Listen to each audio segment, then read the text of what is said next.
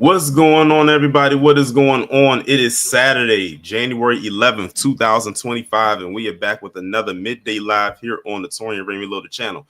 Please be sure to go ahead and hit the like button, hit the share button, hit the subscribe button. And if you are new to the channel, I'm glad that you are all here. Yes, we have another bed bucking entry. This is the second one this week. Another first time entry, much like the one we did on a couple days ago. I believe that was Thursday, if I'm not mistaken. But yet we are here to officially induct Umar Johnson into the Bed Bucking Hall of Shame. And y'all can see why, because y'all can see the title right there at the top. We're going to go over this clip. It won't take long. And then, of course, I'll drop the link for people to come up and we will go from there. But before we get into that, let me address the people who are in the chat. We have Tyron, one of many ancestral incarnations, Robert Brown, Black, Darlene, Aquarius Rising, Wallow J, Carlton Way, Andre Webb, Omega Main, Raging Woody 74, Brother Man to you, Eddie Foster. Shout out to Miss Nisi for being a member of the channel for 11 months. I appreciate it. We got Jeffrey Howard, Tristan Reed, Cosma Fury, Derry B, J Cage, Nightfall Drop, Tia to you, Church, Crew Reality, Cold Red 713. And speaking of Crew Reality, thank you for becoming a member of the channel. I appreciate it. Who else we got?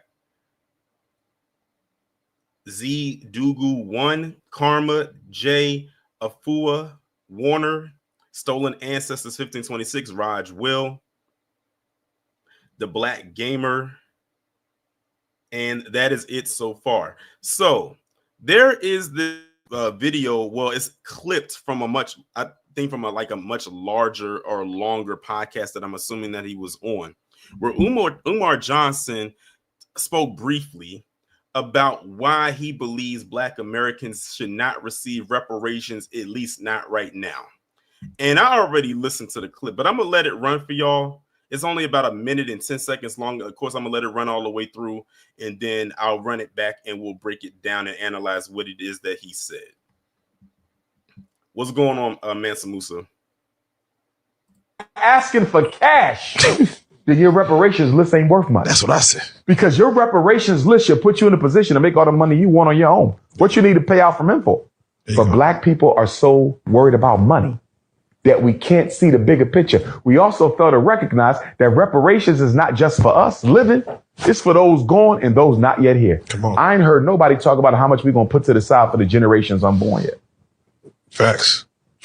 And that's why I believe that this generation of Blacks in America, we shouldn't get the reparations. We are too irresponsible. Ain't ready. We will waste it. Yeah. Put the reparations in a trust somewhere until we get a more revolutionary, more conscious group of Blacks. Let them decide what to do with it. We ain't there. Yeah. Look at all the bunny hopping and we do. What we doing with reparations? Easter Sunday. No. So we can blow the money. I had a sister text me one day. You know what she said? Can you stop talking against reparations? Because I need that money to pay my bills. Oh, man. Short-minded. Reparations is to repair, not to pay your damn weed bill. Fix my debt.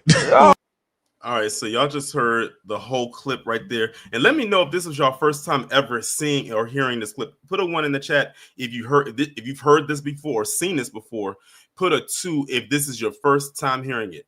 Now what I'm going to do is I'm going to run it back and we're going to analyze and break down what he said, because the guy was already off cold within like the first 5 seconds of this clip. You are asking for cash. Yes, we are not even asking at this point. We are demanding. We are past asking.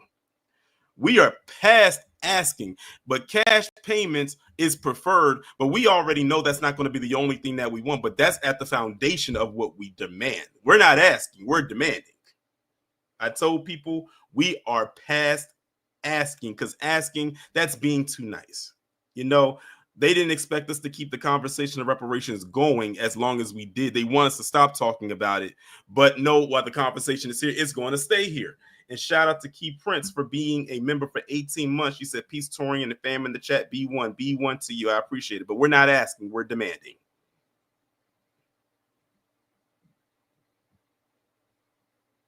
And it's funny how he's talking about us asking for cash. Umar, weren't you asking for donations for that school of yours that we still have yet to see?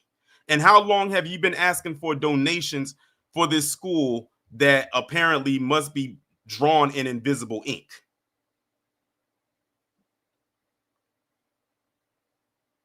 Brother man, to you, I don't know when this was done or when it was aired, but I'm willing to believe that it was recent. I'm not entirely sure when this was, but the clip just recently started floating around. Like, it's not a clip that was put out there like a year or two ago. If it was, I would have definitely got a hold of it then. So I want to believe that this is probably fairly recent.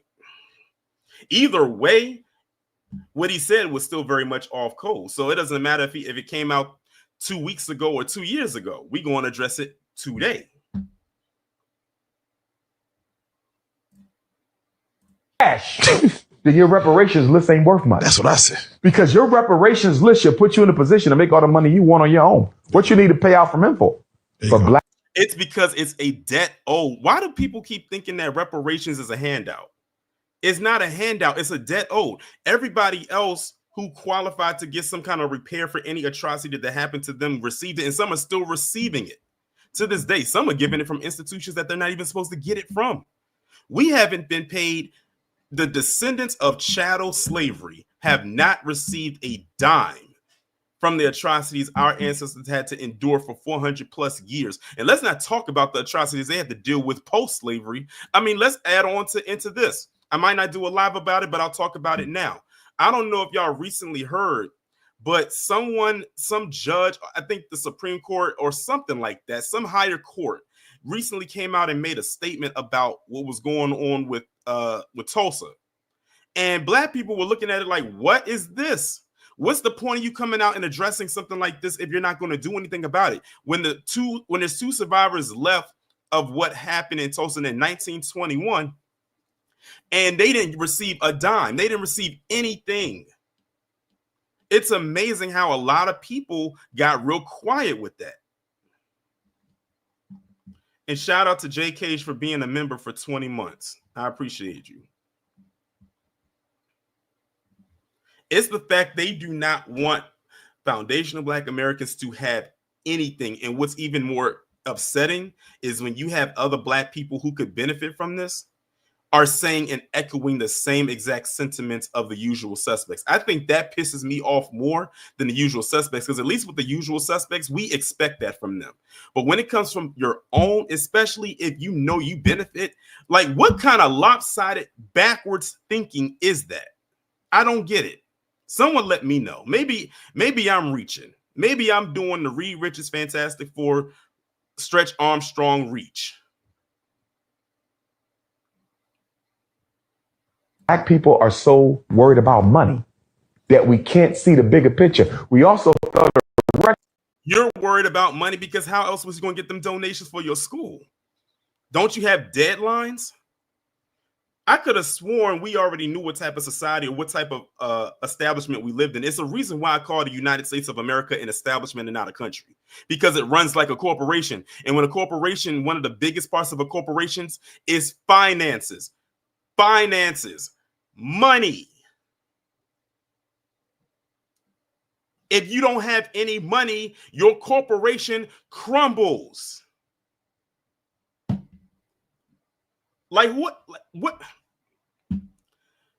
Recognize that reparations is not just for us living, it's for those gone and those not yet here. Come on. I ain't heard nobody talk about how much we're going to put to the side for the generations unborn yet.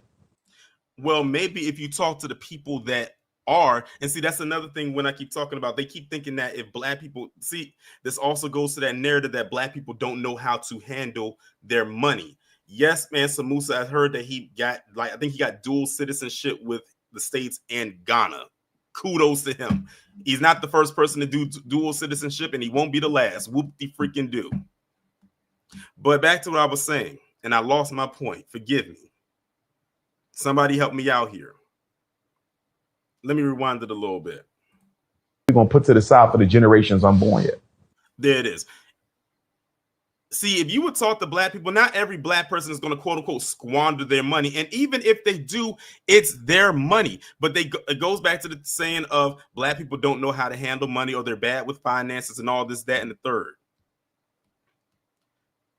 If y'all would stop pocket watching black people so much, you will notice that there are other groups that squander money as well. I actually was looking at a live stream from and shout out to Mo.J. He pointed this out to me.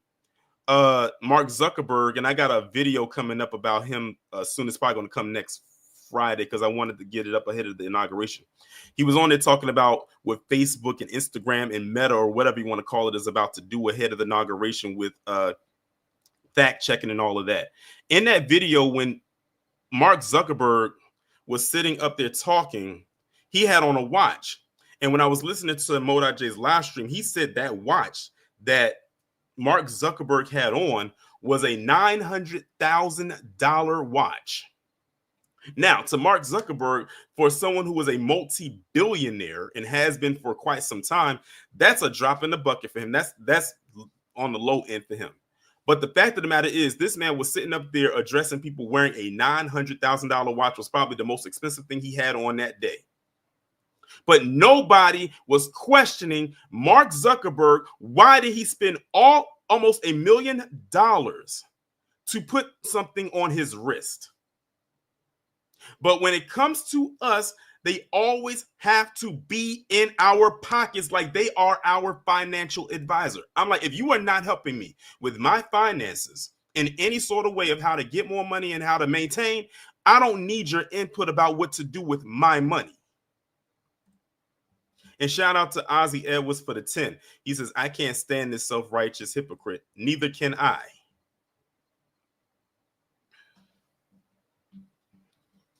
I swear, we're the only group that's pocket watch. I still remember that headline, and I probably told y'all about this. When Floyd Mayweather was about to fight some boxer, I think in Japan or Tokyo or whatever it was, the headline literally started out talking about how much Floyd Mayweather stood to make from that fight. Why are you mentioning how much he's standing to make from the fight? Just talk about the fight. We don't care how much he's going to make. We know the man's going to make $1 million whether he wins or loses.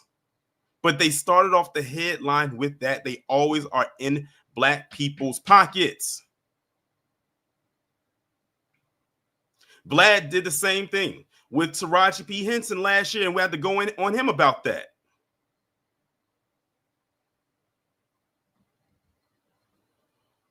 What does a black person in particular, spending their money however they want to spend it, how does that personally affect you? It doesn't. Facts. And that's why I believe that this generation of blacks in America, we shouldn't get the reparations. He said this generation of blacks should not get the reparations. So we're talking, when he says this generation, who exactly is he talking about? Because you have to be specific. He said it very broadly, because that could be any black person. The way he's framing it, it's any black person that's qualified that's living today. So that means the boomers, the Gen Xers, my generation, which is the millennials, Gen Z, and Gen Alpha, which is the generation that's after Gen Z. He didn't specify which generation. He said this generation of blacks. So he's basically saying that no black person that qualifies for reparations should get it. None. And he's saying we a lot. He's inserting himself a lot into this. No, he needs to speak for himself. If you don't want your cut, fine. I'm sure somebody else will hold on to it for you and put it to good use.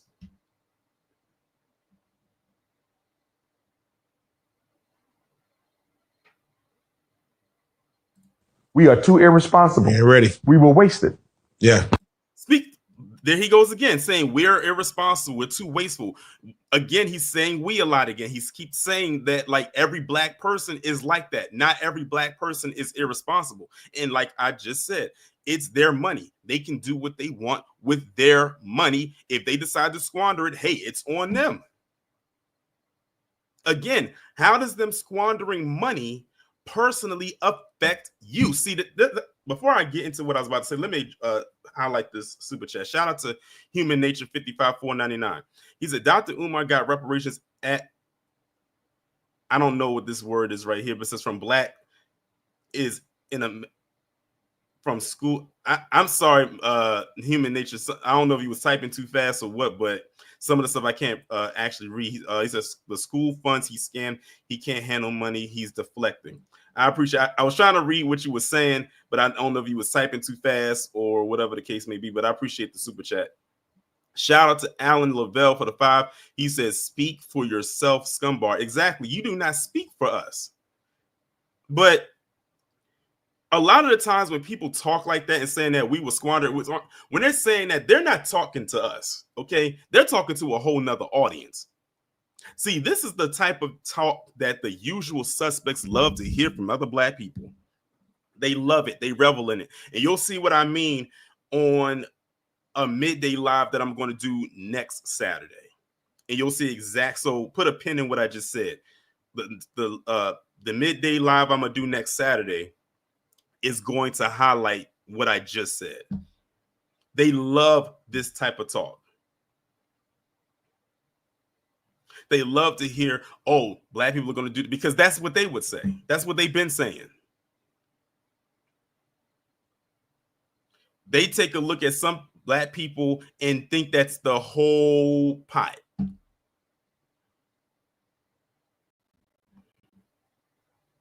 Put the reparations in a trust somewhere until we get a more revolutionary, more conscious group of black. And notice the solution he came up with: put the reparations in the trust somewhere until we get this, until we get that. Look, let's hypothetically say we did that, and we quote unquote got a revolutionary mindset, like he's saying, as if he has one himself. Pot, meat, kettle. We do all of that, and guess what'll happen?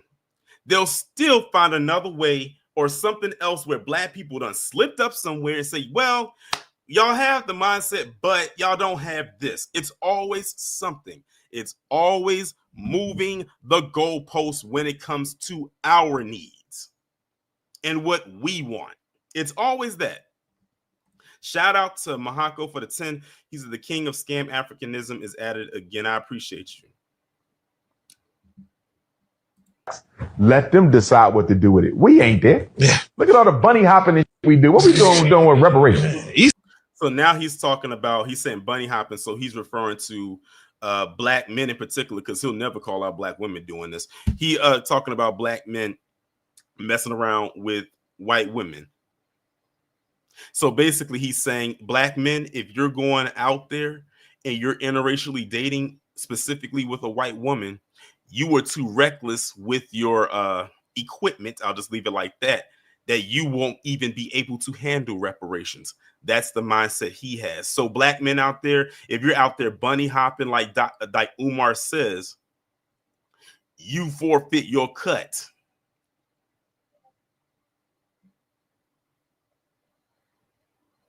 That's his words, not mine. It's a Sunday. No. So we can blow the money. I had a sister text me one day. You know what she said? Can you stop talking against reparations? Because I need that money to pay my bills. Oh. Okay, so if she needs that money to pay her bills, let her do it to pay her bills. What's the problem? She got to live. She got to live somewhere. They keep trying to make it seem like this is a bad thing. Then if she got behind on her bill payments, they'll still have something to say. Man, short-minded. And then it don't make it no better that whoever is hosting this podcast is literally aiding in what this man is saying. Like literally continuing to aid in what nonsense he's spewing out there right now. Reparations is to repair, not to pay your damn weed bill. Fix my. All right, y'all. The time has come, y'all. The time has come. Y'all are now, you can all now flood the panel. Shout out to the 357 in the chat. Make sure y'all go ahead and hit and like the video. And oh, speaking of liking the video, shout out to y'all for running the numbers up yesterday's commentary about that chick. Y'all ran the numbers up on that one. All right. Uh-oh. We got a new first timer. Someone beat Wallow J. Cosmo, what's going on? Hey, what is good, man? What's going on? This Pan-African Pookie got a lot of damn nerve, and I've been sticking by this for years. My friend always bring him up to get something out of me and I had to explain to my friend, don't bring his name up, because I legitimately don't like him for various reasons. And first off, like you said earlier, he don't hold the certain black women accountable. I'm talking about the ones who need to be held accountable, not the ones who are off code. They, like he would say, he's a hypocrite. He don't hold them accountable. That problem. Two, you speaking for us like Faison Love, another Cuban, right? Remember? We just gonna blow our money on Escalades and Cadillacs and all this other stuff. He sound the same. And it's funny that they both hail from the same place. Right. Ain't that weird? Mm-hmm. And then on top of that, I'm telling you, no white women don't even be on the mouths of a lot of black men, but he'll come out of nowhere to bring them into the conversation. And I'm looking like, yo, why are you projecting? I don't give a damn what anybody say. That video years ago of him being cordial and nice to that white woman in that store is basically how he is. That's just me. But you're not going to come here and tell us it sounds so much like the usual suspects flowing through him. Are they paying him something? I don't know. Like I said, when I was listening to it, I was like, if you just closed your eyes and took out I would say the urban tone in his voice, it sounds just like the usual suspects, because that's the same exact thing they always say. Like, it's almost like reading from a script. I know, and it's, yep. I'm not surprised. And my one, like I've been saying to people, I don't know if they've been paying attention to me. I've had a stance on him because of his. I've disliked him for quite some time because of his hypocrisy. Yes, he says some things that are poignant at times, but overall, the hypocrisy is just something, and the excuse making he makes all the time about the school. And then there's people actually defending that, like, why you always bringing up the school? That's the only thing you have on him. Why you bringing up the school? I'm like, because he got donation money from predominantly black women, and they don't hold him accountable, because I bet the ones he got donations from are the ones who he constantly tells they don't do anything wrong, like the Sukihanas, those type. Why do you think he catered to them so much, Dorian? Because he know they're gonna give the donation money. A black woman that's on cold, she gonna look at you like, sure, right, okay. She gonna hold his feet to the fire, like like normal black men would too. He caters to a certain bunch, and I'm over him. You promoting saying that we walking out on our kids, we don't have a certain wait a minute, what he say before again? He's saying the Sukihanas of the world are the way they are because of us, Torian. Did you hear him say that? He told us black men that we not playing active roles in their life. He's doing the Larry Elder thing with the dashiki. And people wonder why I don't like him. You making blanketed expressions about us, and then you want our help. I'm sorry. You're not getting my help. You can kiss. You know what? Let me shut up. Thank you for having me up, man. I'm gonna land my plane here. I'll be in the chat. Thank you. Shout out to Cosmo for coming up. Next we got is Church. What's going on? How you doing, brother? I'm doing good.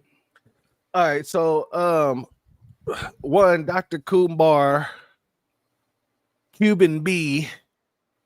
That's who he is. He's Cuban B.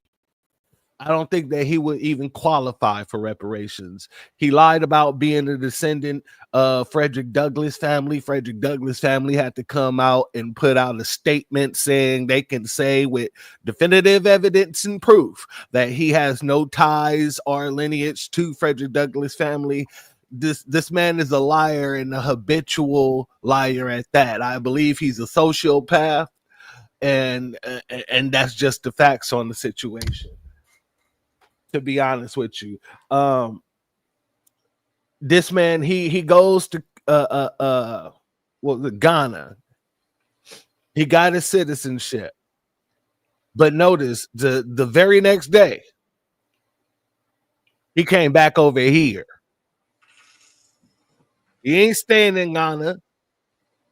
He ain't out there, and a lot of people don't know, but some people do. Ghana put together this whole little reparations task force of all Africans saying that Africa needs to be compensated for reparations. Guess who was not a part of that? Us. So he wasn't over in Ghana talking all this nonsense about how Ghanaians shouldn't be getting reparations when they didn't have nothing to do with the people who was brought over here beyond selling them. He ain't going around talking about CARICOM need not to be getting reparations because, you know, look at the way these Caribbeans act. They going around shaking their ass all over the place. They got a carnival and this, that, and the third. He ain't saying none of that. But he got the damn nerve to come over here talking that nonsense about reparations on this side of the fence. It makes absolutely no sense. And if you notice, as of recently, he has not been promoting his school. That is one thing he has not been doing. He's been going around doing these podcasts, trying to be more and more controversial because he's getting funding for doing such. Nobody has been rocking with his school for a while now. People's been questioning, and people's been holding his feet to the fire when it came to his school. So I've noticed that he ain't even been talking about his school. He's been trying to find more and more ways to be more and more outrageous. When he was talking about Suki Hana or whatever the hell her name is, that was something to show you off vert that he wasn't a serious man anymore. But I appreciate you for having me up, man. You have a very beautiful day, family. You too. Shout out to Church for coming up. Next up, we got Wallow J. What's going on? What's going on, Torian? What's going on, everybody in the chat? We didn't get no snow over here, so it'll be all right. Umar. The day has finally come so we can come roast your ass. We all been saying this for years. Oh, he's going to get exposed. Now it's been exposed. Shout out to Church for saying what he said and Cosmo for what he said too. Like you all, like it's like you said, Torian. Why is it always up? Why everybody wants a pocket watcher? Excuse me. Like Jesus Christ, it's like, what is he doing with his money? What is that woman doing with her money? Why y'all worrying about what we do with our money? It's going back into the economy, ain't it? Mm-hmm. So what's the problem? If people want to spend their money on stuff, let them do it.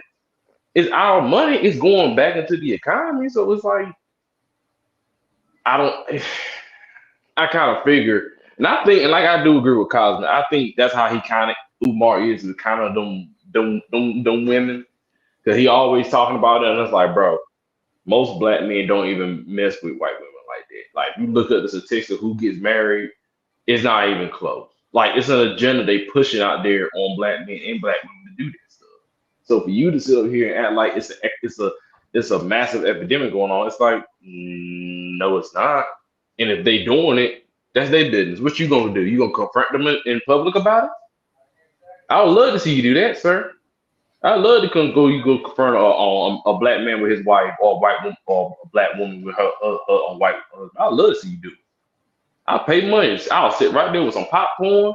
I kick my feet up and watch the reaction. That's what's gonna happen. But yeah. What goes around comes around. And once it's more stuff that's gonna come out about him too. Especially, I don't know if people notice, like what Church said. There has been people who were on YouTube who actually went to the quote unquote address of the school and showed videos of the actual quote unquote school that he was supposed to be building, and it was a hellhole. But I'm gonna land my plane there, Torian. B1. B1. Shout out to Wallow for coming up. Next up, we got Jonathan. What's going on? What's going on, man? I should have. Yeah, Dr. Umar was too good to be true from the start. So I kind of saw this. I was hoping. I'm gonna take that back. I was hoping I wouldn't see this. But his pro-blackness, activist speaking, just shows you how much he was all talking, no action. And then the fact that and what really upset me when he said like a woman told him that she needs reparations so she can pay her bills. Like that's the thing when people say we get reparations. If we do get reparations, they're gonna say all we're gonna do is spend up on Jordans and all that. But when we're trying to actually like spend it on something that's worth spending, like worth an investment, that's worth a survival, they're like, not their whole tune has changed over there. Like that's another goalpost move. So it's like no matter what we try to do, it's like it gets no one's approval, not even like some of our own. And even if Umar is shucking and jiving, doing all this for money, it's still not worth selling your soul. He just like Roland Martin with this kind of stuff. They all pro-black and now, but they there's other agendas that they really have that's under their sleeve, and they're not for us. So, I all I can say is like this dude's been like a fraud since the beginning. My classmate even said that he can't stand him. You know what I'm saying? I had people saying that he always do this for an act, and that makes me wonder like these other black pro activists, like who's all for us? Are they all the same? Like what's going on that we doing all this, that they doing all this talking and speaking all this stuff for us, but they're not taking no action. It's not like he's out there going out and protest like Tamika Mallory and them are doing. Like he's just. I side out Tamika Mallory. I don't trust her. Yeah. I mean, it's like everybody that we see that's for us, we start to think they're like not for us. Tamika's acting like Candace on the inside, but she's being pro black on the outside. Umar acting like fake him on the inside, but he's being pro on the outside. It's like Roland Martin is acting like ABL on the inside, but he's all pro activists on the outside. I mean, at least the coons show themselves. I mean, if you really for the other side, man, just show it. Don't hide it. Don't fake it. I don't like that fake stuff. So, yeah, it just showed me we just don't have no one for us, man. I think we just have to we want something. We're all on our own. We just gonna have to do it on ourselves. Yeah. Mm-hmm. So, and I'm fine with that. I'm completely fine with that because then that means we can only trust our own because there's too many outsiders. Shoot, sometimes it's enemies within. So you really got to be on your P's and Q's and have your head on a swivel at all times. It's unfortunate, but that's just our reality. Bro, I couldn't say it better myself. So now, not only that I'm already looking at other people sideways. Now I got to look at my own people sideways. Like, dang, the walls are really closing in on us, man. It's gonna have to take all our full strength to divide all this. You know what I'm saying? My head, I can't take too much of all this, cooning and betraying just to get a big buck. Like, it don't matter if you're really not for them and you're just doing it for the money, or you're just like that. Like, you sold your soul at the end of the day, and you're gonna also gonna pay the price for paying that price for doing it in front of a camera, even though you didn't mean it. You're not actually that type of person, but you just show it so much on camera to the point that you're not really for us. So yeah, you got your reparations already by selling out for them. For us, we're gonna stay behind the scenes and get it on our own. I'm gonna let my plane right there. All right. Finna get ready to Thanks do for another coming up. workout. Excellent, no problem. Shout out to Jonathan for coming up. Shout out to Ozzy for the 5. He said Dr. Umar Johnson is more like it. Y'all come up with some nicknames better than me sometimes. But also it was a Cash App that came in as well. Shout out to MD for sending me the Cash App. I think I had got some other super chats that came in. Shout out to Reginald for the 5. He said Frederick Douglass had a white woman, but Umar praised him. No, the dude's a hypocrite, right? Ozzy said, and Suki Han and Sexy Red are tethers. I appreciate the 5. All right, let's see, who do we got next coming up? Mansa Musa, what's going on? Hey man, what's going on? Can you hear me? I can hear you. What's going on, chap? What's going on, Torian? I think you know what time it is. I think you know what it is. It's meatball season, all 2025. Dr. Umar Meatball Tunde. Yeah, Dr. Meatball Johnson. Just meatball sub head looking at him. He the red, black, and green for real. He like a meatball sub. That's the Prego sauce, the meatballs, and the green peppers or the lettuce. That's the red, black, and green. Because he's making that look like, he's making it look weird now. He's making people who actually practice Pan-Africanism make it look strange now, since he wants to be the prince of Pan-Africanism. So, and I hate to say this. But the only thing I have in relation with this man is my government name. That's it. First name basis. That's it. And everybody, and when they mention that, they like, hey, oh, your name is that, like Dr. No. Don't. Not like him. Not like him. Don't use me as, no. Absolutely not. Listen, this guy, I've been giving him the pass at least for a minute, because he be dropping some gems seldom. But I still question him because he says some questionable things. Just like what he did with this recent interview. He did that a couple times. Matter of fact, he was on one of these little podcasts. I think the Daily Wrap Up Crew. Those guys, they talk about relationships, and he was talking about how the black men, they need to step up when it comes to single mothers, and like, y'all got to step in there. Like, there's a whole thing about that, and they was kind of pushing back on him about that topic, and he just kept, like, he tried to triple down, double down. And he was like, bro, when you say it like that, then you gotta look at the other aspect of it. But he was like, no, y'all gotta step up. I was like, and it's a whole thing. I don't want to get into it, but he was this dude, he's been questionable for years. I wasn't expecting you to do a bed bucking on him, though. Oh yeah. I didn't know.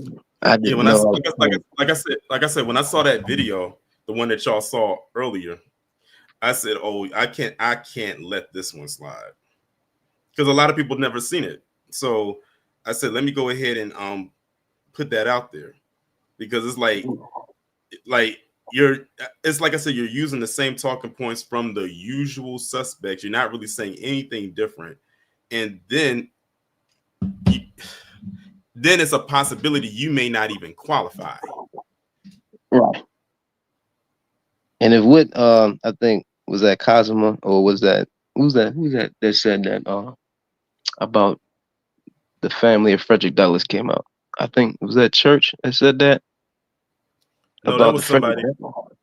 No, that was somebody in the super chat. Someone said that about Frederick Douglass being married to a white woman, but No. Umar I'm didn't say talking anything about it. I'm talking about the family of Frederick Douglass that said he ain't had Oh, yeah. I think that might have been church. That might have been church that said that.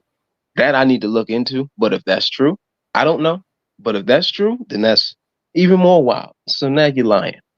You're telling people you need HVAC. You finally got the HVAC. You're telling people it's going to open up 2021, August of 2021. Now it's been pushed back to 2022. Now it's been pushed back to 20. He didn't even say nothing in 2023. He didn't say nothing in 2024. Or not even now. It's like, bro, you keep pushing it back. You might as well just like take your talents to South Beach and go back home with it, since you're talking about the motherland a lot. Right? See if you can, open your school up down there. Oprah opened up a school down there. Why not try it down there? You know what I mean? But this guy's shaky. He's been shaky for a minute. If this ain't the nail in the coffin, it's gonna be it's gonna be close to it. It's gonna be something else that's gonna be close to the nail in the coffin for this guy. Because it's not the first time he spoke about reparations. It's not. He said the same thing he said a couple years ago, talking about we don't deserve the money. I'm like, listen, if that's the case, then and there's the thing. If that's the case, then none of us deserve the money. And if you keep talking about you want to wait for everybody to get conscious, you're gonna be waiting a long time, bro. Mm-hmm. And I ain't waiting with nobody trying to wait to get on the gravy train. That's not happening. That's the habitual goalpost moving right there. Yeah, we not conscious enough. We not conscious enough, bro. You realize Obama in his last year of his first term, 2012, he gave Jewish folks reparations, a form of reparations, if I'm not mistaken. $12 million, if I'm not mistaken. I remember that vividly. And when he said and did that on television, that turned me off to Obama altogether because of that. I said, damn, it's supposed to be somebody that looks like me. I would expect them to have the same, at least the same background to a degree, not fully, because he said his dad from Kenya and all that, whatever. But just the fact that you was Chicago, supposedly. But you do that, and then you add the thing that happened. You had what happened to Freddie Gray in 2015, when you call everybody here in Baltimore thugs because of what happened to Freddie Gray. So that adds injury to insult. So now we still back on the topic of reparations. You waiting for everybody to be conscious. You waiting for everybody to stop messing with snow bunnies. You waiting for everybody to stop doing whatever you claim that we've been doing for so long, supposedly, just to get right. It's going to take too long to get right. We'd rather have a few 300 get right people rather than 3 million up in the air shaky people trying to see if they can get this money. Like, bro, not everybody's going to be on point. You either on code or you not, bro. Nobody want to wait for this guy. You taking too long. You can't open the school. You telling us we don't need the money. Obviously, you need the money. You trying to get Ghanaian. Well, you did get Ghanaian citizenship. So now you got dual citizenship. I don't know what that's doing for you. What if they trick you out your spot? You try to run a scam over there. What if they scam you? What you gonna do? Come back home? Now what? Like, dude, you all over the place at this point. And I don't know, man. I don't know. The only thing I got in common with this guy is a first name basis. That's it. That's it. And that's even a bad thing in itself. Because I don't even want to have my name connected to him. Absolutely not. That's why my screen name is the screen name you see. I don't want no connection to this dude. Nah, you making it bad for the rest of the dudes with that name. Then they're gonna start looking at us like, yeah, No, I don't know. No, we don't rock with him over here. But all that to say is, we just go ahead and get him out the paint, bro. Y'all just gonna stop giving him attention at this point, bro. Something, because he's gonna keep speaking. And I think what he'll do, before I go, I'll say this. I think what he'll do is he'll continue to keep dropping gems to try to reel us in. He'll still continue to talk about the black plight. And then he'll still make some side comments, some side snark comments, like stuff about reparations and all this other stuff. So he's giving provocateur vibes, if I could say that. Other than that, I'm gonna go ahead and land my plane. B1. B1. Shout out to Mansa Musa for coming up. Next up, we got Tyrone. What's going on? What up, bro? What's going on? My whole thing about this whole entire situation, Jermaine Shoemake been at this shit for like 20 years with this school scam since 2004. He initially wanted to build a African city compound, like a cult center, where he was getting all types of millions of dollars to build this place, from King's College. He also had an idea of building a school for girls with the Amy Garvey and the Anna Douglas School for Girls, right? He doesn't even talk about that anymore. He also tries to grift in onto the Aboriginal American Indian paradigm, talking shit about people like Dan Calloway or Kerry Davis or Johnny Aborigine, etc., because Pan-Africanism is not what it used to be. It's a dying ideology, and nobody, heck, even since the days of slavery, nobody bought into that Back to Africa movement.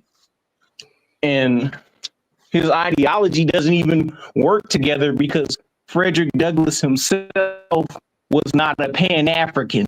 He was pro-American. He was about Black Americans claiming their lineage here and building themselves up here, not helping out needy, poor people over there in the continent, because there's millions of needy people all around the world. We need to focus in on getting our stuff together, fixing our skeletons in our closet, cleaning the house with all the dusty, goofy shit that's going on with us here, so we can be powerful.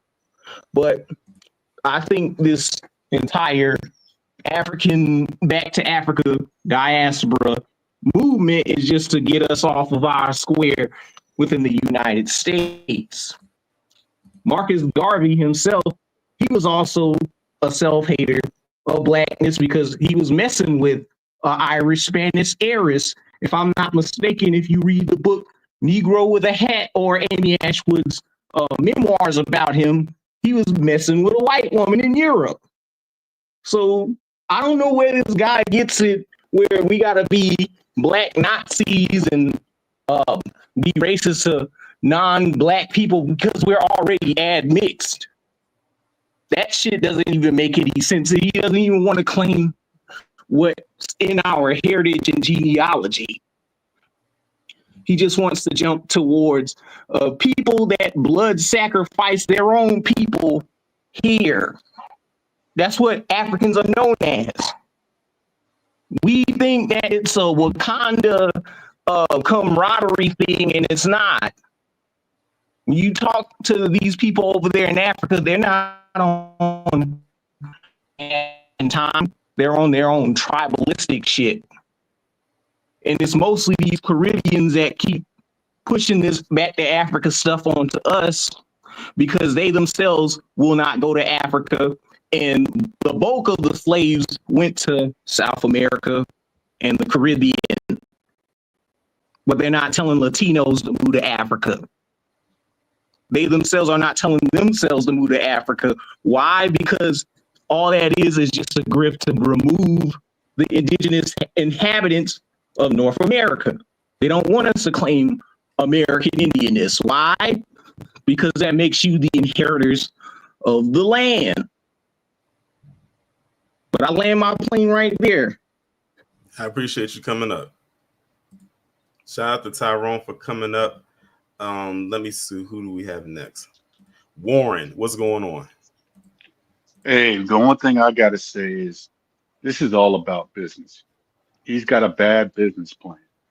Hmm. Umar is trying to build a school. The skill is not profitable. So what is he doing? He's trying to do everything in his power to become economically relevant. When you chose to be B1, there was a need. And unfortunately, when Umar was talking about building a school, there was a need. However, your plan is a little bit better because you're taking the existing economics that we have as Black Americans and either telling people to put it back for yourselves or uh, put it for other people so they can, I'm sorry, combine our economic uh, resources together for something bigger. So unfortunately, it's not that he's being bad or he's selling out. Is he's trying to find his economic footing, and it might seem like it's being a grift, but I don't see him as somebody who hates Black people.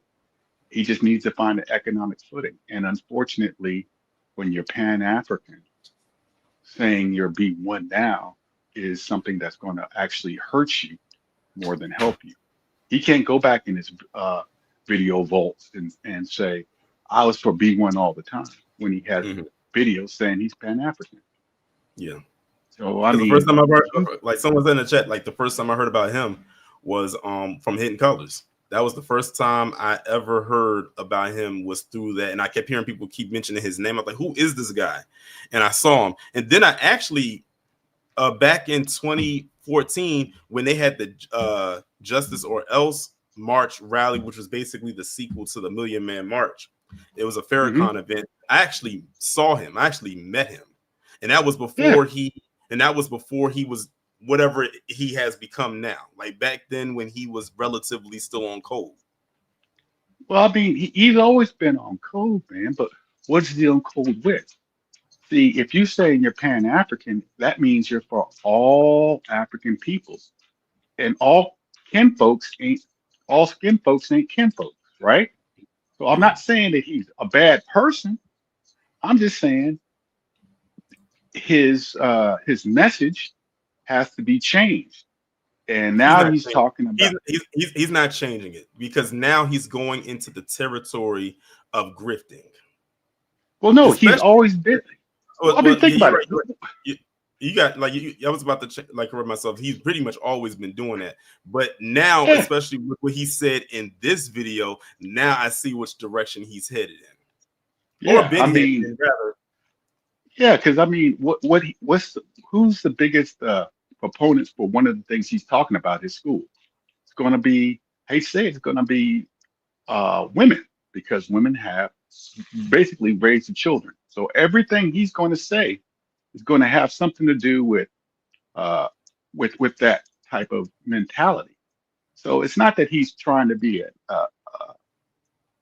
a flaky type of guy, but he's trying to butter his bread. Unfortunately, he needs to find some other avenue because it's actually hurting us as a people at this point. But that's where you guys come in. And I'm going to say you guys because I guarantee you that behind the scenes, at least one of the people in B1 knows. And I'm not saying that you go and tell him what to do, but if the brother's trying to make a change, help him. If he's not, I'll let him be. But I mean, you can't tell a man not to eat. And I think that's what B1 was for. You guys were actually coming together so everyone could eat and share the message and uplift our people. So we need to have enough room and grace in our hearts for ourselves, not other people, ourselves. Hey, I'm landing my plane right now. Hopefully, y'all can get together and make a better life for everybody. All right. Thank you very much. Shout out to Warren for coming up. Next up, we got Amethyst. What's going on? Hey, how's it going? What's going on? It is going. So I'm not really surprised that Dr. Umar, well, I never really take anything that Dr. Umar says to heart. He tells black women what they want to hear and they fall for it. I don't take him seriously at all. And then this is just another grift, that school that he's been talking about for 2 million years ain't never open and all that stuff like that. So yeah, Dr. Umar is not, there are black men that I do listen to. Dr. Umar is not one of them, because I feel like at the end of the day, when you're not telling your core audience per se what they need to hear, and if you're telling them what they want to hear, then you're part of the problem and not the solution. Mm-hmm. That's the way I look at it. I agree. If he took the Kevin Samuels approach, oh my God, no. Black men would not be following him at all. But it's just like, he's the type of guy that will tell a woman who's a 3 that she's a 10. That's the type of guy Dr. Umar is, because it makes her feel better. Oh yeah, we saw the we been saw the pandering he does and still continues to do it. Mm-hmm. As a matter of fact, I don't know if any of y'all saw it. There was a video that went out. I don't know who the woman is, and I saw it floating around on social media, mainly on Twitter, and I saw it on Instagram as well. Instagram was where I first saw it. It was this woman who was trying to say that it was some, and maybe someone in the chat can help me put the pieces of the puzzle together about this woman, about the dating choices she had when she was younger, something about like the black nerd or something like that. About I think I heard about that. Yeah, when I saw that, I said that has got to be one of the most lopsided pieces of logic I have ever heard in my life, and I've heard quite a bit in my time. And right. The reason I brought that up is because I bet you Umar would actually give her a pass on that and say, "I agree." Right. Yeah. It's just like, okay, with this whole interracial stuff, the guy said earlier that most black men ain't really fooling white girls like that. And black women, for the most part, are not fooling with them brads like that. So I've noticed with him, he goes hard on black men, like, oh, the Snow Bunny crisis, but you do not hold black women accountable at all for dating bottom shelf brads, taking care of them, feeding them, or what did he say about Eve? Say what? Picture. What did he say about Eve in that picture when she was sitting at the corner of the table? He didn't really go in on her. Mm-hmm. He said like Lolly White or something like that. Eve is not the same person that she was, when she was, in the rap game and all that stuff like that. But they will use those small examples of black women who married up and out, like Candace Owens and Eve and Meghan Markle. If you want to say she's black, okay, fine. But it's just like he don't really hold them accountable. But then at the same time, his niece is married to a white man. That fits the archetype of the type of white men who typically date swirlers. So I don't really take Dr. Umar seriously. I think even black women have taken notice on this guy being a scam and him just not standing on business. So I think that he's taken the Tatum route and just pandering to white people. That's what I think he's doing. But it's like you're Pan-African at the same time. So it's just like, which one are you? Are you pro-black and black this and black that? Or are you catering to white people? You can't be both. That's not how this works. Mm-hmm. But I don't. I'm not surprised that he said that. And it's just like a lot of people, even some of our own, feel like we shouldn't get reparations and all that. Yeah, that's the unfortunate part. Right. It really is. But it's just like, you got the Democrats that feel like we don't get them. You have some of the Black Caucus and stuff like that. Oh, but come vote for us every 4 years. And then when we do put your asses in office, what do? You do absolutely nothing. Nothing for us. You do everything for all these other groups, but you don't do nothing for your core audience. And then this election, This past election is going to teach Democrats they're not going to win any more elections moving forward. If we stay on code and we put our foot on their neck and let them know no tangibles, no vote, they're not going to win any more elections moving forward. But yeah, that's all I have to say. But yeah, I don't take Dr. Umar seriously, and I never will. And I follow. I don't know if you heard of Media Man. He's on YouTube, kind of like a smaller YouTube. His platform is growing, and he talks about blacks and dating and all that stuff like that. And then I was on his Instagram page, and then he had posted a video of Dr. Umar. He was at this HBCU, I believe, and he was talking about black men have the most diseases, and they doing this and they doing that. I'm like, yeah. But I don't know. Dr. Umar, he done for. I mean, I don't take him seriously, and I don't think any of us, black men or black women, should take him serious. But let him do him. But be one. Be one. Shout out to Amethyst for coming up. Ugh. Let's see, who do we have next?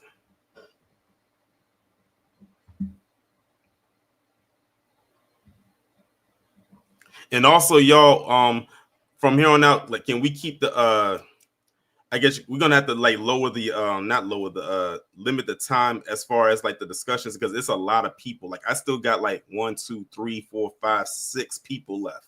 So we got to put a time limit on where we're going so we can get through this, because if I let everyone continue to talk at the length that we've been, we'll be on here for a whole nother hour.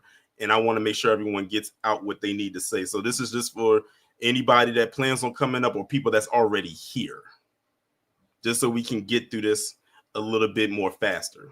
Not trying to rush you, make your point, but once you make your point, cut off. All right, next up we got Najee. What's going on? Hey, what's going on? Can you hear me? I can hear you. Yeah, what's going on? Y'all be fast. But yeah, so I mean with Umar, it's to me personally, I think, it could be a little bit of everything, grift, and also just kind of like pussy pandering, you know what I mean? So I just think that, Umar just uses the black man as like a whipping boy, you know what I mean, just more or less like the pander to black women, not for black uplift, but just for black woman access. You know what I mean? That's just my opinion. And the anti-blackness is just real crazy because there was and y'all can look this up, there was like studies during the pandemics that with the influx of the PPP loans and just basically being able to sit home and collect unemployment on top of that extra money on top of unemployment, a lot of black people opened businesses despite the pandemic. So that's another point. And even when you just touched on the thing, the whole trope about the Nike sneakers, that has to die. Yeah. Because just like what you said, Yeah, I didn't mean to cut you off, but yeah, like that, like we're not the only ones that go out there and buy Nike or any type of name brand. They make it seem like we the ones that go out there and buy a whole bunch of designer things. And when again, the pocket watching is real. Right, because we don't even really have the pop. If these entities, Gucci, Louis Vuitton, Nike, if they solely depended on the black dollar, they would go out of business. Period. We just basically set the trends and make things popular. You know what I mean? That's more or less what we do. Just like when you gave the example, it was that meme that was going around, and all in a room. It was a bunch of white people in the room and not one Gucci belt. But you pointed out, look at what's on his wrist.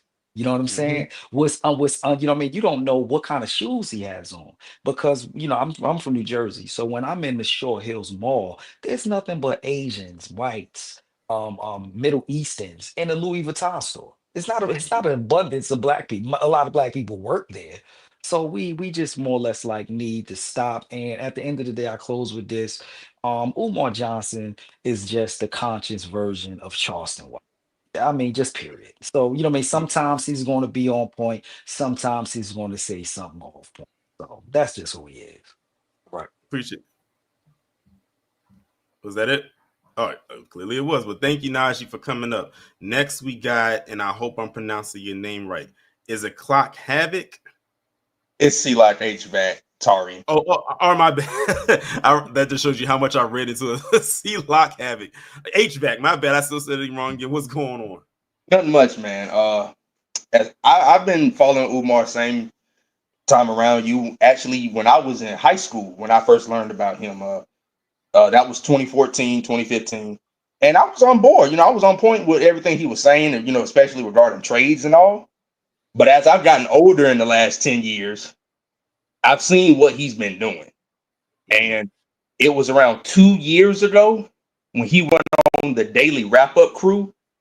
And he was basically, I think Miss Amethyst Winter said the same thing, misleading his base, black women.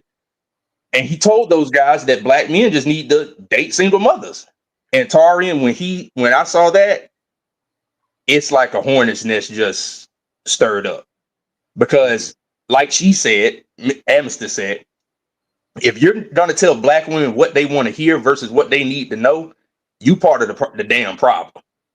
Yeah. And Umar at this point, excuse my French, he's a fucking problem. Like he just is. And as a young guy, you wonder why my generation is just not looking at black women like that. And Umar, in my opinion, is he's one of the reasons why a lot of these brothers in the manosphere, whatever, these red pill, whatever you want to call it, they just be taking a slam dunking on black women. So I think with black women waking up and saying, hey, this you ain't about nothing, Umar, I think it's going to start changing around. People are going to start not taking him serious and all. So, and hopefully, that'll happen a lot sooner than later. But as for the reparations, he's dead wrong. Black folks are definitely owed reparations in this country, especially after everything that's done happened to us. So I don't know what he's on right now. That's another grip that he's on. Like I've said before, and I'll say it again. I even put it on the merch. The foundation of every grifter's grift is the degradation of black people, especially black Americans. And I have yet to be proven wrong. Yeah, I agree. But I'm not going to keep you long. I got to go check out a Medium Man. He's going live right now. So I'm going to land my plane right here. Y'all take care, man. Shout out to C-Lock HVAC. I wanted to make sure I got the name correct for coming up. Next, we got Chaos Rain. What's going on? Thank God. Torian, what do you expect? You don't think this is going to be a full line if you open the lines? Do you know how much black people have been waiting that don't give this dude money no more for years now? And let's be honest about grifting. Black men, black women, let's be honest. Grifting is the only way Negroes today are going to get some form of money to sustain themselves, period. Dr. Umar Johnson does have to be concerned about reparations, regardless if he's Cuban or not. He already got his reparations. He got from the black community for over the last 10 years. Who gave this man over $1 million? What he has done with the money since he kicked off the initiative? I know, I was there. You were there, Torian, when you started doing content on YouTube back in, was it 2009? I've been following this man since 2010.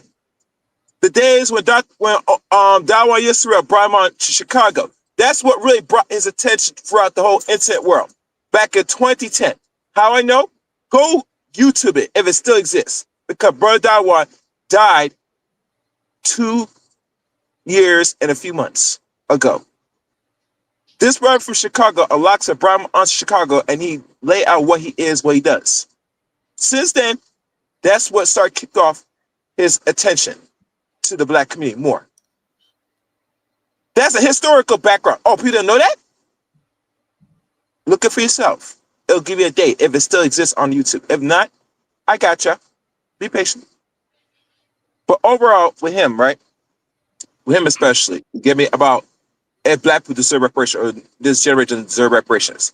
He forgot to say reparations is a debt owed to black people that's still here in America, regardless they assimilate, whether they absorb or not. Every other group of people that comes to America got some form of repair by the government, hand over fist, that don't even deserve nothing. Let's be brutally honest, bro. So why is black people different? I'm very much questioning the motive. But I see why he does this, because his griffing and how he goes about right now on the internet, you know when the curtain is falling, Torin, is when you have to keep constantly moving the goalposts. You have to keep constantly changing your talking points. When it gets to the point right now where it says, you don't deserve money because you just don't deserve money, it is actually a wrap. He's already moving on to some other things. Think about it. He's a content creator now, so anything else that comes out of his mouth is already wild already. So him saying that, black people should not be owed reparations is fascinating, astonishing to me. And one important question I asked you, Tony, was this on your Discord? This actual video that he had this interview with this man talking about black people should get reparations. I'm gonna try and find that. I got this off of Twitter. Okay, if you go like I don't know if you're on Twitter or not, but if you just go on the Twitter and just type in Umar Johnson reparations, this video that I showed should pop up. Oh, okay. That's what. Okay. This wasn't sent to me in the Discord. Like I saw it on Twitter. I actually saw it on Instagram first, but I couldn't. But on Instagram you can't download anything off. Well, you can, but it's like it's a process. Whereas I can just go on to Twitter and it's easier for me to do it. So I just went and looked up that same video and found it on Twitter and downloaded it. Well, I think I got you on Discord. I'll find your name. I'll send a link where you could download videos from Discord, IG, because there are things you could download any videos on that instead of sitting there just looking at it. You could download anything. You gotta find the right link to find download. But overall, the grifting right now is not even an all-time high. He's wrapping up what he's doing right now. And let's be honest, he will leave America eventually. And when he leaves America, he's going to just give an excuse, say, well, I tried, but black people want, so I guess I'd go somewhere else, because he already made his money. This was the end game at the start. There's no school being developed. And if it did develop, it's going to be gone in less than a year. This is all preparing him. So when he makes his departure and say, I have an excuse why I departure. And you know who's going to blame it on? Torian? Niggas. This is an exit strategy.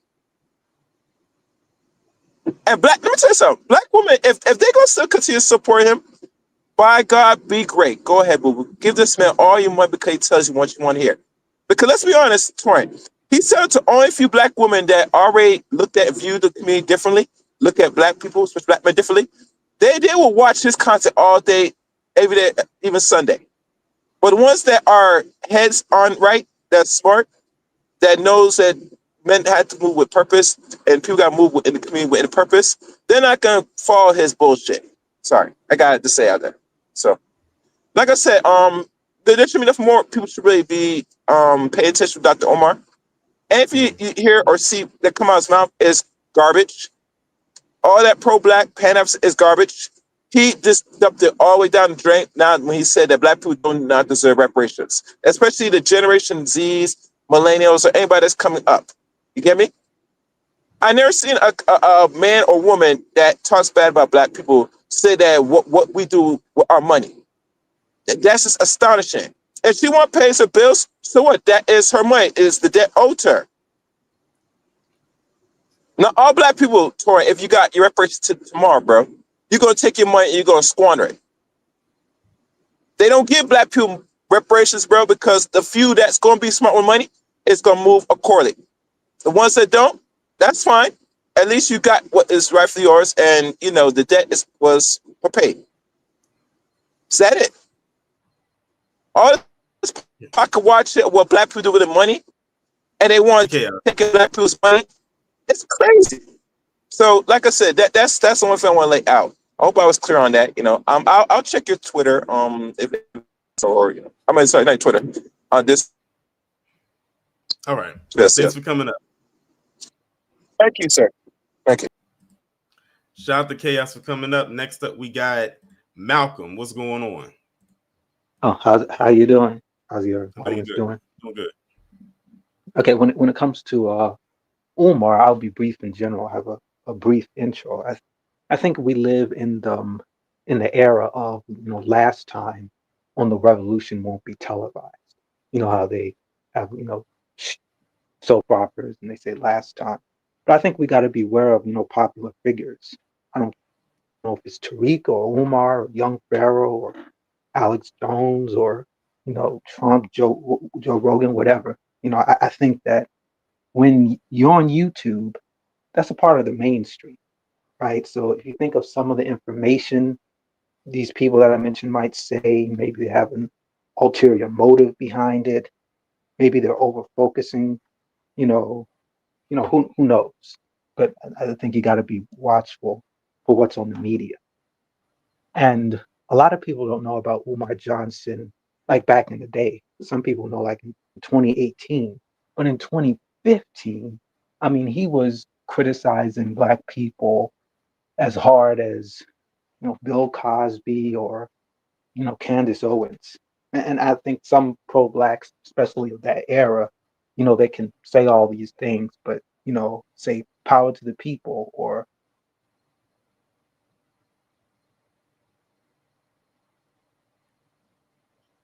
I think we might have lost him. I don't know what happened. He just cut out. is drying up a little. Oh, what did you say? Sorry. No, your sound went out. Like I don't know if you sound like you were still talking, but we couldn't hear you. I'm sorry. What was the last thing I said? I can't. Well, it's the last thing you said was when you came back in. You was muted for like a good. Okay. Yeah. I was saying that a lot of the pro-Black people in before 2015 they would criticize us as hard as Candace Owens or Bill Cosby, but then they will say it's all because of white supremacy or say that Black people are the strongest, kind of like a no homo clause, but and he's taken a lot of information, some from Kwan Jufu in terms of 1,000 Ways to Destroy Black Boys, Countering the Conspiracy, Dr. Claude Anderson. I mean, he's really taken a lot of people's body of work. It's just I wish the people that he beefed with, like they could have supported the school or their audiences, could have supported the school, and then instead of just the division and calls out LeBron or whatever superstars. That's another thing. He's been calling out superstars and stuff. And and now I'm gonna finish it up. In terms of the Delaware, school scam, he always, tells Black people every year since around 2013 or 2014, oh, there's gonna be a school, there's gonna be a school, and it doesn't happen consistently.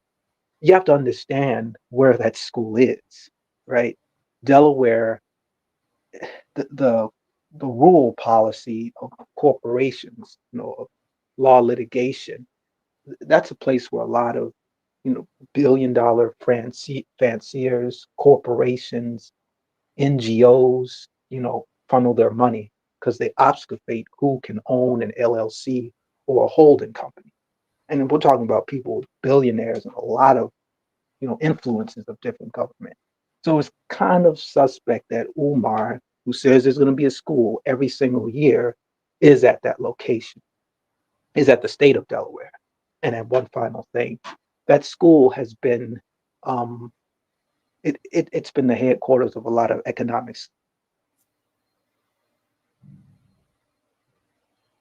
And they lied.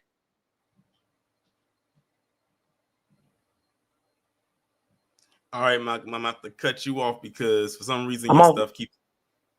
Oh, I'm sorry. You thing keeps going out. Like it did it like 3 times. Okay, but you can still. Okay, I see. I'm saying that And actually, school, Moya. And I actually got to move on to the next person. Okay, my bad. Yeah, because like I said, I'm keeping it on a time restraint. Okay, yeah. There's a lot of corruption in the Moyer Academy. Okay, see you. But thanks for calling up. Next, we got Joseph. Salutarian, salute to the chat room. Can you hear me? I can hear you. First, let me say happy 2025 to everyone in the chat room and to you as well. Sorry that I'm late, catching up on your live streams. It's just been a roller coaster from the start. And on the topic of Umar, the problem with his situation is that he has burned too many bridges and is cutting himself off from the resources he needs to continue, what it is he's trying to do. And what he said, I didn't even see the video about what he said about reparations, but based on what you have shared, it's like when he said that, it almost guarantees that he's gonna lose the audience he's had, Yeah, and he he may must. get sooner than expected. He better take a cue from how we reacted to when Fat Joe was speaking greasy last year, because y'all saw what recently happened with him, and that's going to be a live I plan on doing next week about Fat Joe being Him resigning. Yeah, he claims he resigned from being the host of the BET Hip Hop Awards, but I truly believe that he didn't resign.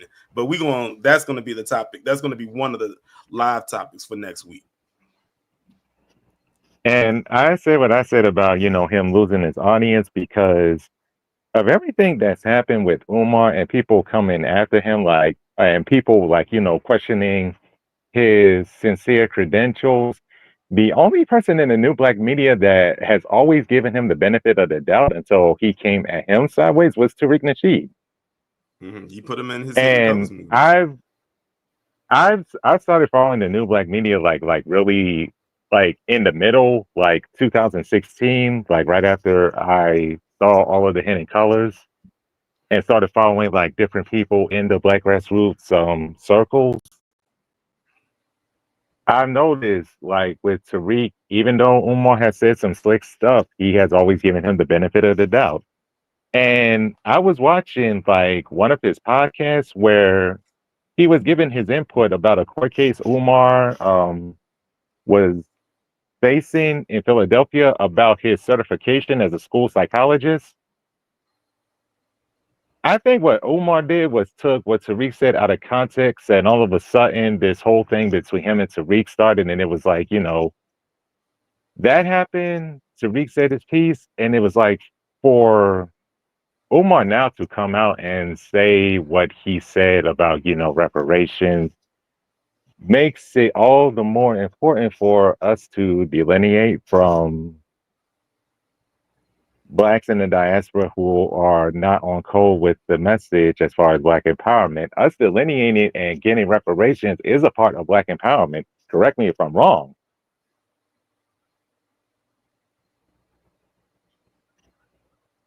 Can you hear me? I can hear you. No, but you was asking me a question?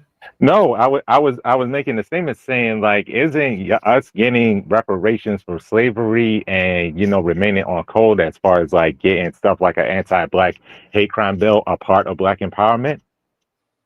Yes. As a matter of fact, it should be near the top of the list, if not at the top of the list. Like I said, we're not asking anymore. We are demanding. And that's all I gotta say, really. And you said it best. Umar better take a cue of what's happening to Fat Joe. If not, the same fate that has fallen on him is going to happen to him. And it's sad because he does say some profound things, but at the same time, it's dude. It's the same thing that Candace Owens does. They'll say something that gets people to agree with them, and then they'll flip the switch and then say something like that. And then it's oh, she's like this. That's why I say I keep internalizing what she said back in 2016 on Tucker Carlson. Y'all saw the video I did on her, and I inserted the clip where she said Black people are the most murderous group in America. She boldly said that. She didn't even stutter or stumble when she said it because she meant it. And ever since she said that, I've internalized what she said, and that's what made me completely loathe that woman ever since, no matter what she says. I don't care if she flipped the switch around, and I know she'll never say it, and say that Black Foundation Black Americans deserve reparations. We know she ain't gonna say it, but hypothetically she did. I still wouldn't trust her because it's first off, we don't need to hear from you. We already know that we demand reparations happen since before you said it. And then think about what she said recently when she said she had a Caribbean bias. So that's how I know for a fact she wouldn't say it. She just said that she would defend a Rihanna or a Nicki Minaj. She literally said that out of her mouth. I had people that came at me under the comment section of that video and tried to say that I was wrong. Literally, they will do anything to defend whatever she says or anything a lot of these grifters will say because they need them. They need them to be their shields. And if we call it out, we are the interference of that shield. It leaves them wide open for attack, and they can't have that. But these grifters don't realize that they're a little pawn in a much bigger game that they have, in which, of course, of a chessboard, the pawn does not win. And every shield crack, the more pressure you put on it. Exactly. Well, thank with you, that, Joseph. Thank you, Joseph, for coming up. No problem. Got to move to the next person. I appreciate you. Shout out to Joseph for coming up. Next up, we got the mayor. I'm just calling him the mayor. What's going on, bro? Hey, B1 FBA, salute to the chat, salute to the family. I'm a descendant of Frederick Douglass. I'm a descendant of Harriet Tubman. I'm a descendant of all of these. Martin Delaney. I met Dr. Umar Kubar. I met him back in 2016. Like a lot of y'all, I found out about him through Hidden Colors. Specifically Hidden Colors 1 and 2. And at that time, we started a movement here in Denver, Colorado called Sankofa. And Sankofa means to go back to the past, fetch something, and bring it to the present. So we started our own organization out here in Denver, Colorado called Sankofa Denver. And we were responsible for bringing Dr. Kubar, General Seti, even Runoko Rasidi to Denver, Colorado, to name a few. David Banner as well. We brought him to. Anyway, I met Dr. Kubar at the Rising Star Missionary Baptist Church in Denver, Colorado. And at that time, I was sold on the move. I was sold on the school idea because he was saying, we need to educate our own kids. We need to take our kids out these public indoctrination centers. Several people have brought up the conspiracy to destroy black boys. He copied that other brother and came out with that book. And at that time, I was all in. I was like, okay, yeah, let's do this. We need a school. We need a school for our boys. We need a school for our girls. We need Afrocentric curriculum. A lot of us were fed that in order to be pro-black, you have to be Pan-Africanist. Now, the people in the 60s, 70s, 80s, they were like, hey, if you're going to be pro-black, you got to be Pan-Africanist. And, we fell for that. A lot of us fell for that for a short time. Then Dr. Claude Anderson was like, hey, in 2013, he was like, hey, look, y'all are Native Black Americans. Y'all Native-born Africans. Y'all are Native Black Americans, and y'all are an exceptional people. I took heed to everything that Dr. Claude Anderson was saying. I was like, okay, look, we got to acknowledge our own indigenous heritage here. I had my grandma tell me she was Blackfoot before she died. And she was a Black Panther as well. Like, I have Black Panthers and Garbyites in my family. So we were like, hey, yeah, Pan-Africanism, that's the way to go, blah, blah, blah. They come to find out, these mugs in the diaspora ain't on that at all. I have somebody I'm real close to that's a Dominican, right? He's really upset about this movement. Yes, he had the audacity to call me up on a conference call, told me that we were causing division. I said, look, we already told y'all to sue y'all own colonizer. The only reason why y'all upset because y'all not going to qualify for our reparations claim. And then y'all tell us, don't claim America. You shouldn't be claiming America. That's the colonists. You claiming the rape, slavery, and shredder in Africa. And then y'all like the Arabs controlled most of Africa. So what y'all when y'all say y'all African, then y'all saying that y'all the property of the Arabs because there was the trans-Saharan slave trade before the transatlantic slave trade, which none of them ever want to discuss or talk about. So we said, look, sue your own colonizer. Those of y'all in the diaspora that's on code, y'all need to sue y'all damn colonizer. They said, no. We descendants of slavery too. We like, okay, look, y'all descendants of slavery, but y'all need to sue y'all colonizer. I wasn't trying to hear that. So now we have to show and prove. Like we said, we knocked Fat Joe out the paint. We about to knock Dr. Kubar out the paint. We're getting all these tethers out our mix. This delineation is probably the best thing that could have happened to us since segregation.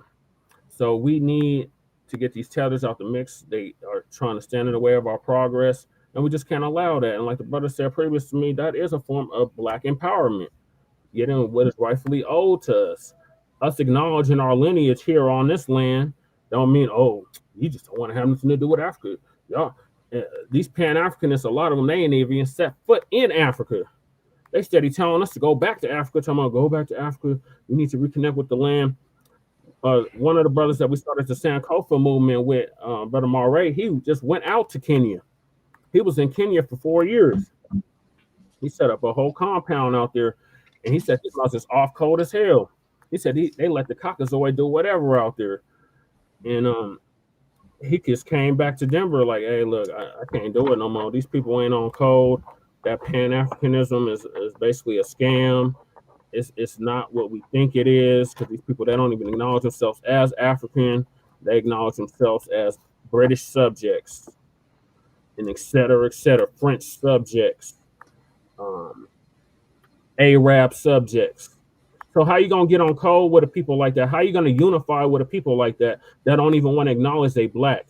I had straight up Dominicans here in Denver, Colorado, tell me they ain't Black. They darker than me. I said, hey, what's up, brother? I know Black. Me know Black. But will be the same ones. They will know the lyric to every rap song. They will dress like us, like literally try to be talk like us. I mean, literally, like up and down and everywhere in between. And it's like you can see it, and it's like, wow, you love the culture, but you hate the foundation of that culture, which is us. You want us up out the paint so bad, and it's irking you. It's eating away at you that you can't do it. Like you tried everything you could, but you're just not successful at it whatsoever. Somebody actually pointed out to me something I didn't even think about until I read it. The reason why you see a lot of I would say south of the Borderians trying to do, like, I will use Fat Joe for an example, trying to claim that they created hip hop or they created 50% of it and all types of stuff like that. It's because of the music. And I said, you know what? And I'll ask the chat, how many of you have ever heard like traditional, I would say Mexican or Puerto Rican or Dominican music, like actual music that derives from those locations? I have. When you listen to it, that music does not cross over well into other communities like hip hop did. It became universal. That's why they had to latch on to hip hop, because their music could not cross over well. It did not blend well. It didn't gravitate to the masses the way that they had hoped it would. It only some there probably didn't even like how it tried to blend with hip hop in their own countries. They said, no, this is not the real thing. Let's just listen to the actual thing. Fine, listen to it, whatever. However, when you start saying that you did this and this to hip hop when you know you didn't, then that's when we have a problem, and then that's when we're going to have to check it, which is what we just did with Fat Joe. As a matter of fact, someone actually, when I was reading that same post, they said, "I know why they keep gravitating towards hip hop. I would too if my traditional music sounded like clown music." Right. That's exactly. And if you listen to it, go ahead. I make it akin to polka. It sounds like polka. It does sound like an ethnic version of polka music. It does. Like, and the thing is, and I don't know how many times I've heard this over the years. It's this one beat. It's this one production beat that it seems to be universal. I don't know who created it, but people who are like Puerto Rican or Dominican or whoever, whatever Spanish speaking language in the Caribbean. It's this one universal production beat that they constantly use in not every song, but a good 90% of the songs. And if you was to hear it, you'd be like, yep, that's that beat. It's like a 4-count beat. And I keep hearing it. And whenever I hear it, it's like, I'm like, y'all don't have no other beats y'all can use. Y'all use that same beat over and over and over again for every song. And the beat doesn't even necessarily supposed to go with the song, but y'all find a way to use that same beat. Yeah. But y'all want me to believe that you had a hand in creating hip hop. think it's salsa or rumba. One of them. Yeah. But Like, yeah, yeah. But when I hear it, it's like it annoys me because it's like y'all don't have no other beat but that one. I see people in the chat. Someone said, "Is it salsa?"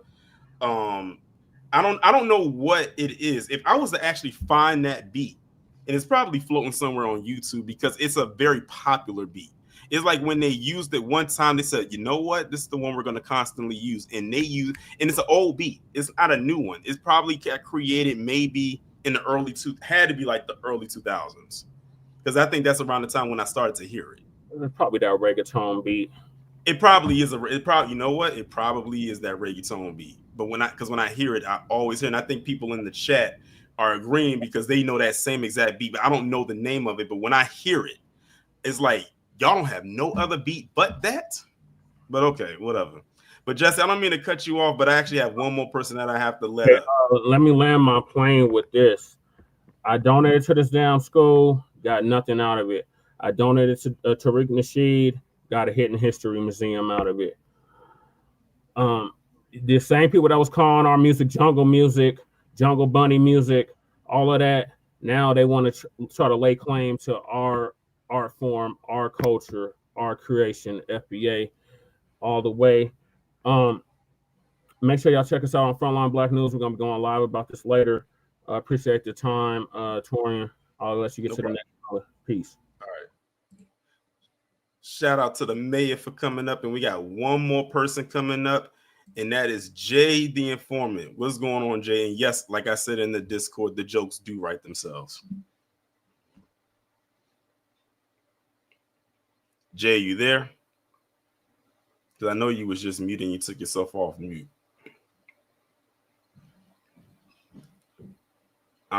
Jay, I don't know if you Can you hear me?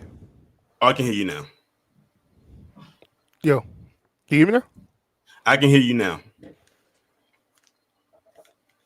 Yo, am I coming through? Yeah, I'm tripping. My bad, man. What's going on, everybody? What's going on, Tori?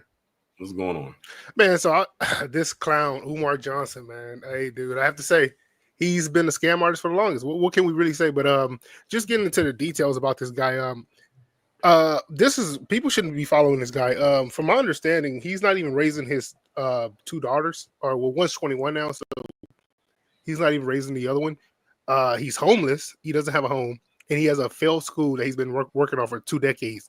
And now, currently, he's over there in Ghana. And I dropped some stuff in the Discord. If you saw the girl, if you guys were in the Discord, I think Wallow J was in there. The girl that's in the purple that he's currently dealing with, that he's in current partnership with, or whatever you guys want to fancy word they want to use for, sleeping with. She has an OnlyFans page, and she has a YouTube page, and she has an Instagram page where she sells explicit items, including a molding of her downstairs. So this guy has all this to say, and on top of that, she has, like, if you go on her YouTube page where I posted in Discord, she wears weaves. Like, she has like a tutorial how to put on weaves and all that stuff. So he's a hypocrite. The people that he deal with are low character.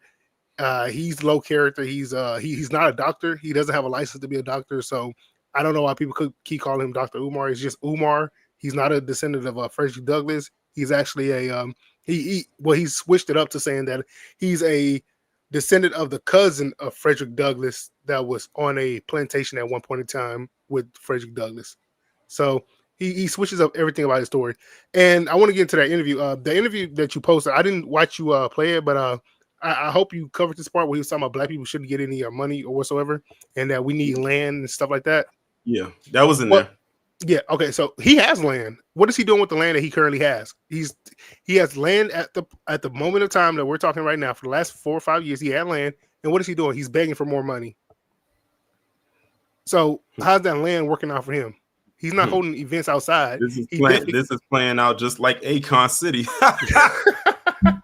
Oh man, that was funny when they revealed Akon City, and all was there was a bunch of cinder blocks. Cinder blocks and a sign. I think it was a sign up there too. I think it was a sign there saying this is Akon City, some cinder blocks.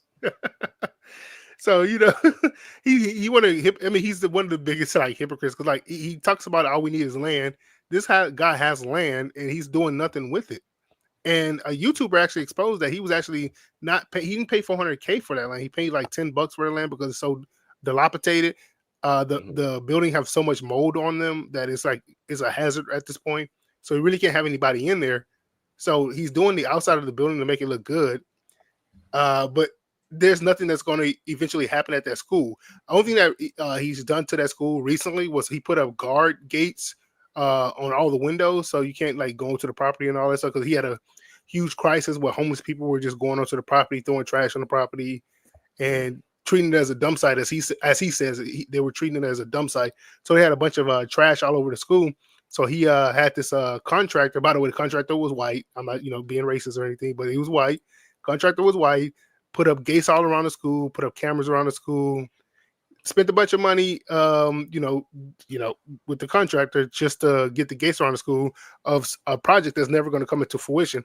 He's not even holding any events on the outside of the school. He keeps saying he owns the street, which he actually doesn't own the street, but he keeps saying he owns the street, but he's not doing any events up there at the school to make money. Only thing he's doing is going to these podcasters. Somebody exposed that they pay him like $500 in a hotel room to do these podcast shows.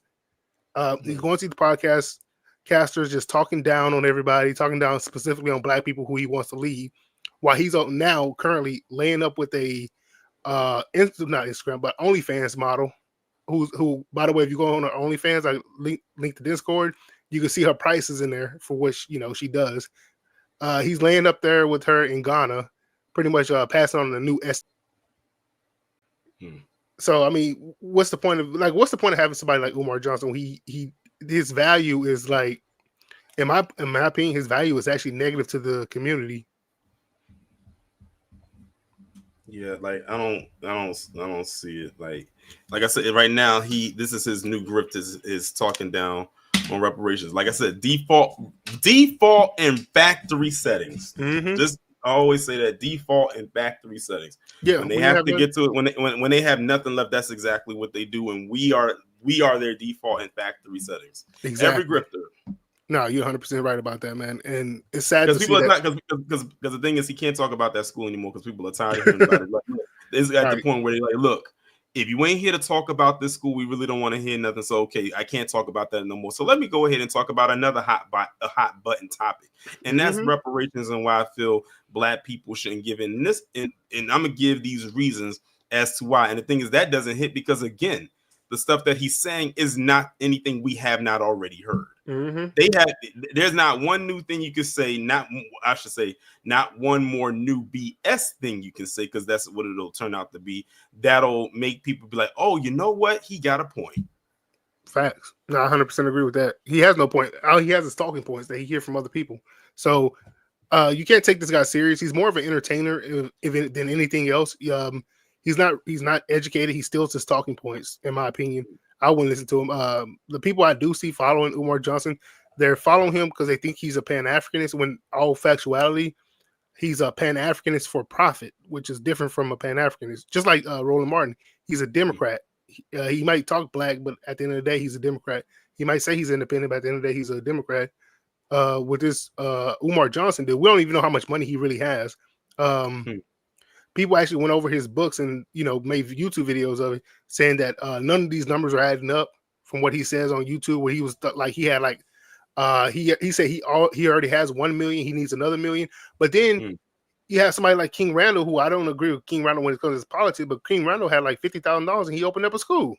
So why you have $500,000 or $800,000, what he was saying, and this guy over here has $50,000? He can do it with $50,000 in 2 years. You had 2 decades and you have all this money, but you can't get it done. And it's everybody else's fault. It's never his fault. No team, no plan, no nothing, no connections to the community that he's currently in. Just a moldy, rotten down building and a crazy person named Umar Johnson who's eventually going to be hunting. His spirit's going to be hunting those buildings one day when they knock it down. That's all I wanted to say, man. All right. Appreciate you coming up. Take care. All right. Shout out to JD and Foreman for closing it out. That was the last person to come up and speak. But listen, y'all, it was a lot of y'all that came up and spoke. I knew y'all was gonna be very opinionated about this. I already be knowing when I be creating the thumbnail. I be knowing what topic people are going to definitely want to come up and speak on. And we're going to be doing some more live. Listen, I'm gonna tell y'all something right now. Next week's videos and lives are probably going to be some of the most interesting lives and videos that y'all are going to see. Probably even more interesting than the two I did this week, which was the one today and the one on Slim Thug on Thursday. I think I did another live before then, but just be on the lookout for that, because next week's videos, a chunk of them are going to be reaction video based type of content. One of them is going to be a news-ish, and then the lives are going to be kind of reaction-ish as well. You'll see what I mean, but next week's going to be a great week. I'm pinning it now. But shout out to everyone that came through. Shout out to everybody that hit the Cash App, all of the people who became a new member or still are currently a member. Shout out to people who hit the super chat as well. Shout out to everyone that came up and spoke. Another midday live in the books. No live tomorrow, but there will be a YouTube short going up tomorrow, and it's going to be, excuse me, it's going to be about what's going on out there in LA with those fires, but from a particular standpoint, from something that was brought to my attention. You'll see what I mean when that video goes up tomorrow. That'll be around 10 a.m., so be on the lookout for that. And with that being said, everybody, y'all enjoy the rest of your day. Make sure y'all stay warm and all of that good stuff, and I will talk to you all in the next one. Be safe and be one.